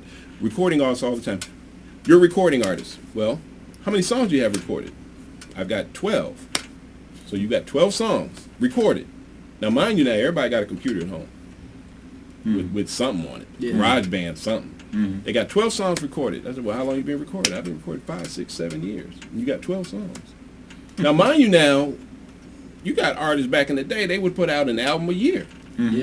So you're not talking about just the 12 songs that were on the record, because how many songs that labels started regulating that. But the labels ain't around right now, so I'm like, why are you not? I know, but it's kind of creature habit, though. It's like, okay, well, I don't want to be too exposed, or this kind of thing. But like you said, I would say, looking forward, that an artist needs to spend the time every month recording one song, and then have a drop date that he can promote every. If he's on the 5th, I'm dropping something new every month. It's only 12 songs a year. Right. Drop on the 5th. Oh man, Ryan Kilgore, every time on the 5th, go to his website, he's gonna be dropping something new every. Now you got something where your audience is saying, okay, get $1 each. He's giving. That's a good one. Yeah, he's giving something to me. Oh, don't get me started. Do that. Also, not only are you dropping that one song a month, you're also documenting the process of doing it. Hey, I'm in the studio with Mitch. Mitch is doing a vocal overdub for me, blah, blah, blah, blah, blah. And you drop, there's only 3 seconds with a camera. And then drop that on Facebook, or you got your Facebook channel, blah, blah, blah. So in other words, not only are they getting material, now they're starting to see the whole background story behind the music. Now and I think that's the thing that has to happen with the music business, that the artists are going to have to give more now than what, you can't just say, okay, well, I'm just going to, you're going to have to deliver on what you say you are. If you are a recording artist, you're going to have to create, you're going to have to record, and you're going to have to deliver. That's the first thing got to happen. Then the second thing is you're going to have to pull them in. You're going to have to give them something, like we said back in the day. Yeah. We had the jackets, right? So we knew what was going. Well, okay, now people ain't reading. They want to see. They want to see the video of the 20-second video where you pulled in whoever musician you got in town that you playing with. You say, O'Teal, okay, O'Teal's playing bass. Okay, boom, I got O'Teal playing bass. We working on the track. A new track is going to drop on the 5th. Check it out. It's going to be blah blah blah. So now people, they every day, because it's only 20 seconds. Yeah. But it's a big 20 seconds. Yeah, it is a big 20 seconds. I mean, again, I've been embracing that. We were talking about that outside, about this record and hearing stories and talking to Ronnie Foster and, hearing conversations with Chick Corea and all these people remembering their session they had when they wrote this song together, and having that moment. So for me, it's many of the musicians on this record. Some of them are out in L.A., so I can't get to them, but I'm asking them still to record a video of them recording. Doing the track. So that I could at least have this moment of, wow, look at him. Oh, that's going to be nice. Right. Even though I don't have the file yet, he sent the video, so I'm excited about it. You know what I mean? Yeah, exactly. And you create this ongoing relationship, and I think that's the work we're talking about. Yeah. They're going to have to work. Yeah. There's no way around. But, I mean, Rashida, I think this is the Rashida. She's in California. Okay. Frankly, I got to tell y'all, I understand where the technology is and all the other kind of stuff, but I just get off on the fact that somebody in California checking us out in Atlanta, and she's typing in, you know what I'm saying? She says no CDs or music stores if they still exist. She's saying in reference to the 5-year question. So in other words, her thing is that's going to be gone. It's over.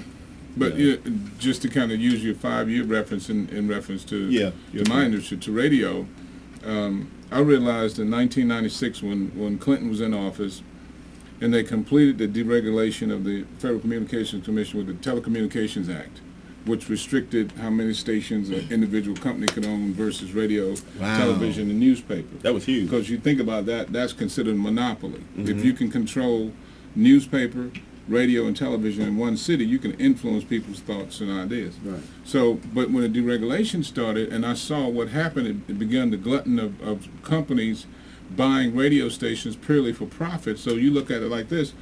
The people that used to own radio stations were broadcasters at heart. Like when you talk about what you play, you playing from here first. You know, at some point you say, man, I may need to take what I played from my heart and make it a little bit more commercial so I can get some money. So you kind of dilute that, but to still the initial process. So that's the same thing in radio. So now the people that own radio stations are not broadcasters.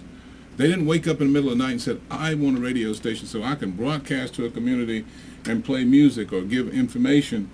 That doesn't happen. So looking at it now, fast forward 5 years from now, radio can only exist if it's being relevant in people's lives. So we're the same thing we were talking about with the musicians. So now we're no longer relevant in people's lives in reference to music for people under 25 years old. And that's going to grow. We've already lost that. Right. So now as people grow older, radio doesn't recognize people beyond 54 because of the advertising blanket where they take their revenue from. 54 is irrelevant.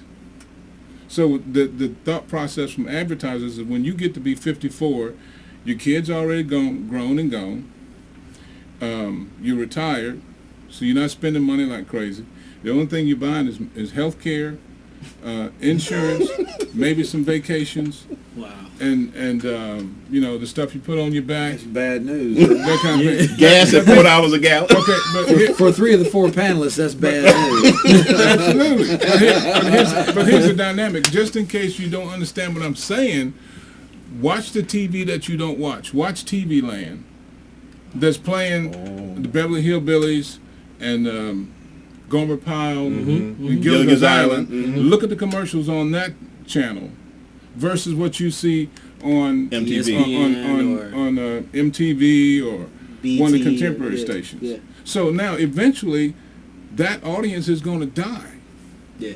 I'm a baby boomer. Yeah. Okay, so eventually I'm going to be gone from the landscape of the advertising community, and at some point I'll be gone from the planet. Right? So the advertisers said, well, how do we connect? The number one consumer in America is a female between the age of 35 and 49.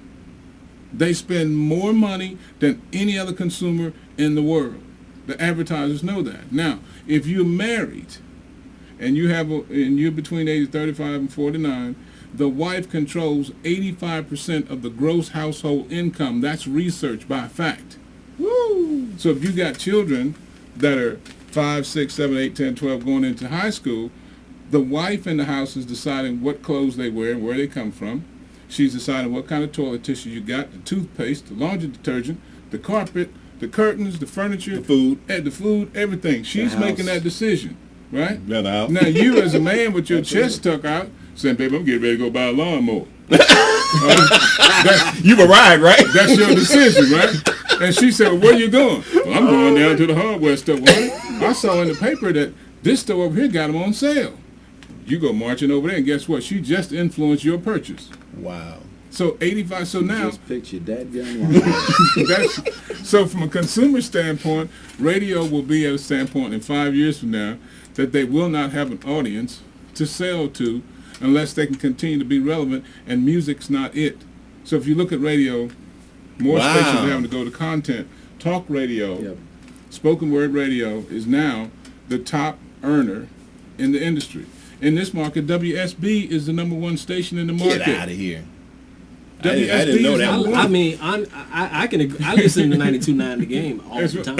Spoken word. It's spoken word. You know, that's better than listening to that same 5 records you heard yesterday. Yeah, absolutely. And some of my people in my team, you know, they fuss at me because I'm a huge Falcon fan and I love sports, and I like listening to people talk. You know, especially about things that you're interested in.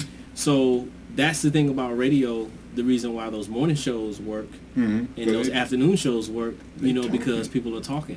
Yeah. So it's less music and it's more talking and it's more gossip and it's more. What was the saying used to be? But more music, less talk.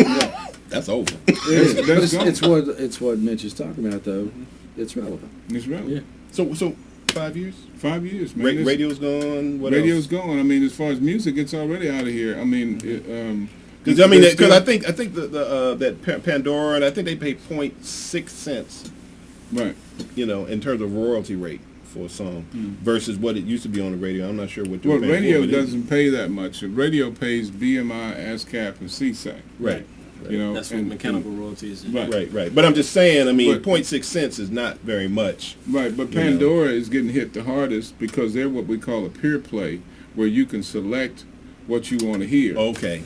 And streaming is different. Streaming is like radio. When you hit the button, it plays. Whatever it plays, that's what it plays. Yeah.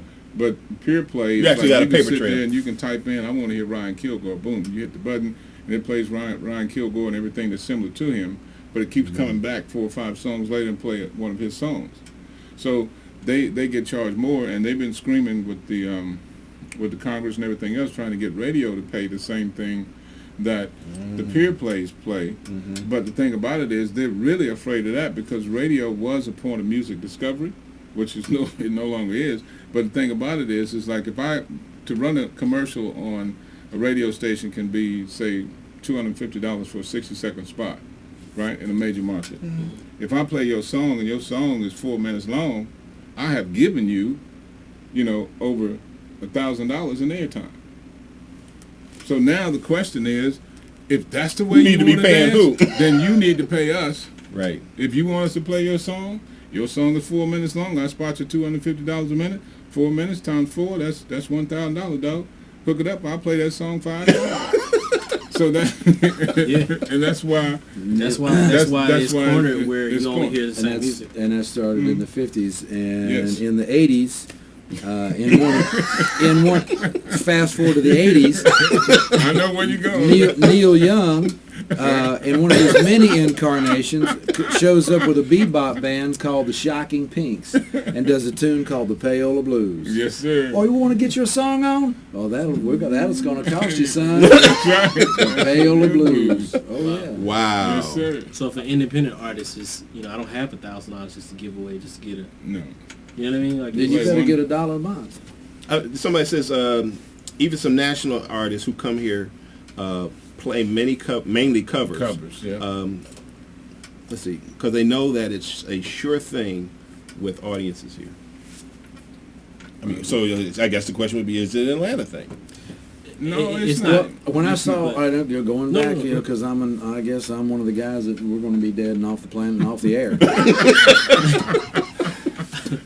But when I saw Heart, when they were touring, late 70s, 80s, their first encore was a cover of Led Zeppelin's Rock and Roll. Man. And the crowd went nuts because there happened to be a lot of Zepp heads in the crowd. Well, Stevie does it. Yeah. We go to a different country, he'll usually pick a song that was very popular in that country. You know, but I look at it from an artist standpoint. I look at it from creating that relationship. Yeah.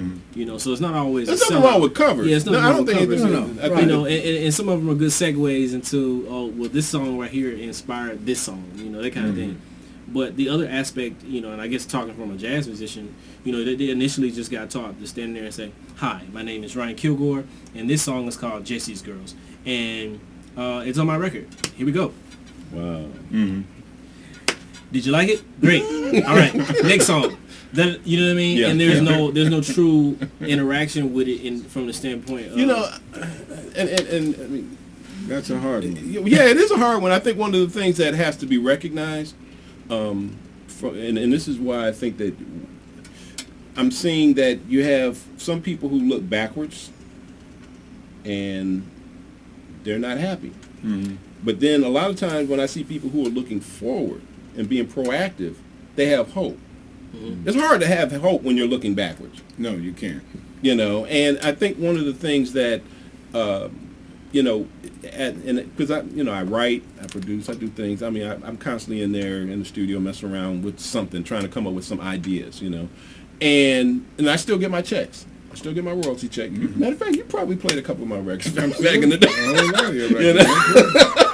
But the thing is that I still get the checks, and so when I go into the studio and I start writing, I'm writing from a position of hope, versus saying, okay, well, this thing is just a train wreck, and I'm just going to just be done with it. You know, I mean, and I think that that's the thing that musicians are going to have to come to grips with.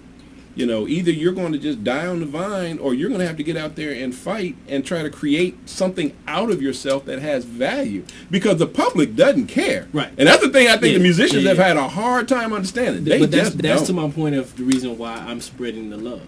You know, because I want the musicians on my record, from this record on to how many of the records I'm blessed to do, for the musicians to be excited that I call them and say, "Hey, man, I want you on this record." That's that hope. Because we are a team, we're a family, and it's us against them. Yeah. You know what I mean? And from the stance of, if I'm making the money and you're not making money, then you're homeless, or you're not, you know, you're not encouraged to have that type of hope. I think there's an extension of what you just talked about, because I'm looking at what's sitting here, you know, what we got sitting here, and what our expertises are. And the thing is that we always had to work together to make money back in the day. It's just that somebody else was controlling the money. Right. Okay. But now, when we say the record companies are saying, okay, well, we're getting out of this game, and y'all can have it. Well, the thing is that now, like I said, now it kind of, in a way, it kind of presents an opportunity, because now you know radio, you know books, you know, I do, you know, the technical stuff, you know the art. That's a nice little powerhouse team. It is. Right. You know, if cats sit down long enough and say, well, you know what, maybe there's something there that we need to look at, all the things that the record industry was doing and radio was doing and blah, blah, blah, blah, blah. Why can we not create that for ourselves? We still have the skill sets that we always had, you know, and one of the things that we find out there in Silicon Valley is they figured it out. It's the teamwork that makes things work out there. Those billions of dollars are coming from all that teamwork that's going on. Yeah, absolutely. They know they're in the sweet spot, but they know that working together is really what makes that thing happen. Yeah. Well, friends help friends make money. Yeah. You know what I mean? If you're really my friend, then you're gonna help me make some money, just like I'm gonna help you make some money. Yeah. And again, I mean, with the technology aspect of us having 7 billion people on the earth, and if we all do a project, then it's like, okay, and it could be you could be the face of the project. That's fine. Yeah. But if you wanted me to make some music to it, then now I've helped make your brand a different type of brand, as well as, and it goes both ways. Cross-pollinates. It goes both ways. Yeah. So being strategic, I think, is something that that's a lost art. But you know what? One of the things, because I think I got to get you on the list. But you know, one of the things we do with this thing, where guys are getting together once a month, that I'm sending emails out for. the first one we did, I think that was the most amazing piece to everybody who was there, was the fact that they hadn't been around men communicating in so long that they were just shocked by the experience. Mm-hmm. I was excited at the prospect of it. Oh my God. I told my wife, I was like, that was Al. She's like, what did Al want? I said, Guy's Not Out. It was like, wow. Just talking. Just talking. Just talking. You know, and they the club, get a drink, have a conversation. You know, but the thing is that what we're talking about here, one of the reasons I think it winds up being so hard to get people together is because we don't get together. No, it's a lost art. We are technologically, we are more connected to the globe than we've ever been, and more separated from one another locally than we've ever been. You know, your local situation. Anyway, wow, this has been great. Okay, my wife is signing off. I appreciate you checking in and checking us out. Man, this has been great. I got to go back and watch the whole thing 2-3 times. Yeah, I got to see this again. I got to see your video, man. And we I got to really go look up your books, man. Yes, you do. Absolutely. As Ryan and I were talking, there's so much that we didn't get to. Oh, yeah. You know, we were talking about how the digital age and destructive technology. Mm-hmm. What about when the Indigo Girls did not win the best Grammy for a new artist and Milli Vanilli did? That's ridiculous. That was the beginning. That was the beginning. He said that. I said that should have been a huge red flag. Yeah. Mm-hmm. Yeah.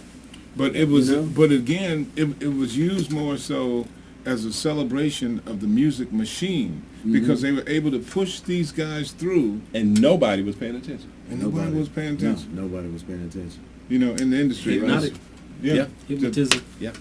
Well, obviously, I mean, like I said, I for one, I want to thank all of you guys for coming out. You know, like I said, I am. I'll be 55 this year, and I just feel this immense need to communicate, and I don't know why, but that's one of the things I'm discovering at 55. Go with it. You know how instead of judging it, if you're feeling it, it's like playing, man. Just go with it. You know. Yeah, I appreciate being a part of it. And I mean, I love learning from it. Oh man. Well, one of the most dynamic things I heard was, you know, I skip around listening to radio all over the place I can find it. I'm listening to the BBC. New Year's Eve, actually New Year's Day, or however the time was, they were into it before they were.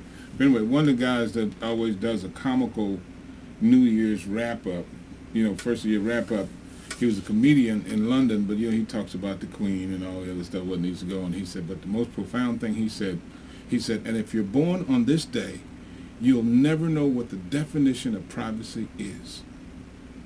Think about that. Whoa. So now, somebody who's born in 2014 will never know what the definition of privacy is.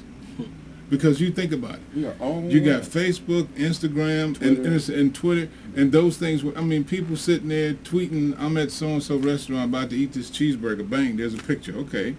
You know? So, but the thing about it is that that's just what we're dealing with now. Yeah. You think about the technology that's on its way, because at some point Facebook is going to be old. Yeah. At some point Twitter is going to be like, what's that? A lot of it is going to be automated. Right. You know, you'll be able to say, okay, but look, I mean, imagine a piece of software where people are so, because right now everybody wants to be liked. Everybody wants to have some attention. I mean, you know, you got people who are depressed because they only have 200 friends on Facebook. Right. I mean, you know, so I mean, it's real. I mean, you know, that type of depression is real. But imagine somebody saying, well, man, if they got this software that will tell people exactly where I am all the time. Right. So why don't I just sign up for that, and somebody can be online and they can see that I'm at Kroger and they're at Kroger and they can come see me. But see, you're a different person. I don't need you to know I'm But think about it. But what you just said, that the person who are born today don't know anything about privacy. I battle with that as an artist and as a person. Because see, as a person, I'm private. But as an artist, I have to be public. I have to be public. So it's like, hey man, you don't tweet enough. You don't such and such enough. You don't do this and that. I'm like, man, I don't care if people know that I'm getting ready to go to the bathroom. This is not their business. You know what I mean? Exactly. So do you want to put your money into the chip that's going to be implanted in everybody, or into the satellites that will track them? I'm actually putting my money. I'm putting my money into what is it called? The Internet of Everything, where basically everything's going to have a chip in it, because they're so small now. Basically, I'm talking about milk, your refrigerator, cups. Walmart started that years ago. Yeah. So the thing is that that's where my money's going. And if I'm gonna have to invest in anything, I'm investing in the Internet of Everything. That's because that's coming, and it's coming like a freight train, and all the stock guys are talking about it, and blah blah blah. I mean, so the vet, man, they offered to put a chip in my dog, man. Oh, yeah. You know, this was when I had one, they had 4 years ago. Yeah, they had a chip. You got low jack in your dog. Pretty much. Hey y'all, look, we're gonna get out of here. But anybody who was hanging around with us, listening to these old guys talk, well, we got a young guy here. Speak for yourself, man. Yeah, but listen to us talk, and I appreciate that. And then I think that obviously, I don't know how we're gonna do it. We got to do something again or something. I mean, I think that because, like you said, it's going to be a huge thing, because one of the guys did make a good point. He said music is not going anywhere. No. It's going to be around. Right. Yes. So the issue of, do I make a living off of music, or do I make a living off of what music makes me?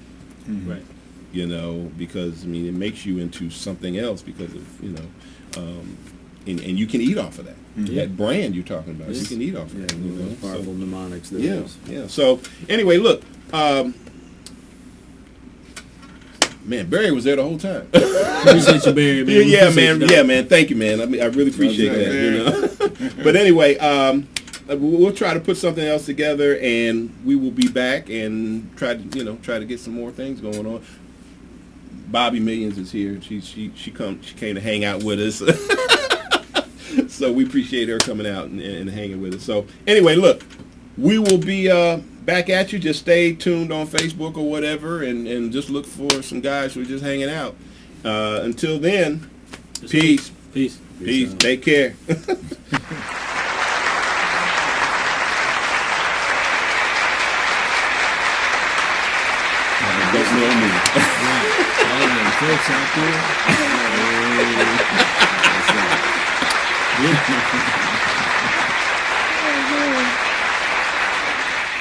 You a beast, man. Oh, appreciate it, man. How old are you? 33. I'll be 33 in July 4th. Bless you, man. Thank you. Man, I was in